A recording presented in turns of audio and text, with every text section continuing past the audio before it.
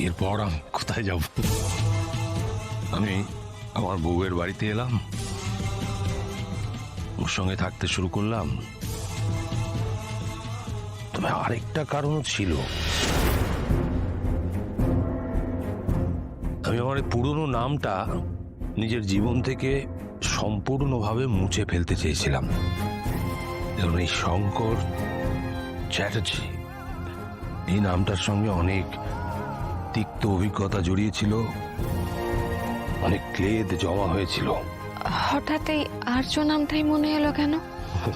বলছি আসলে রাজনন্দিনী বই পড়তে ভালোবাসতো। ওর সব থেকে প্রিয় বই ছিল মহাভারত। একদিন ওই ঘরে বসে আমি ওর একটা বই পড়ছিলাম, হঠাৎ এলো আমার কাছে। কি পড়া হচ্ছে গো আর্য পুত্র? হ্যাঁ, আর্য পুত্র। আজ থেকে তুমি তোমার নাম আর্য, আর একমাত্র আমি তোমাকে আর্য পুত্র বলে ডাক, ঠিক আছে? আর্য।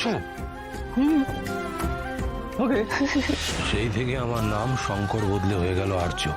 আর্য নামটা হওয়ার পরে অর্ক খুব খুশি হয়েছিল। দাদার সঙ্গে নামেরও মিল, দাদার নাম আর অর্ক।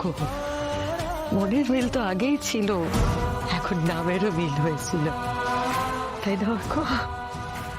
অনিকেত বাবু তখনও এইসব টের পাননি? বিয়ে অব্দি তোর প্ল্যানেই ছিল,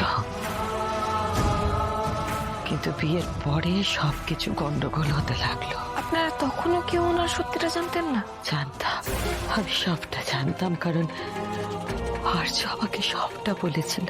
রাজনন্দিনীকে কেন বলেননি? সেই সময় অনিকেত সিংহ রয় রাগে ফুঁসছে, উনি তো আমাকে ছেড়ে কথা বলবেন না। উনি আবার উল্টো একটা খেলা শুরু করেছিলেন।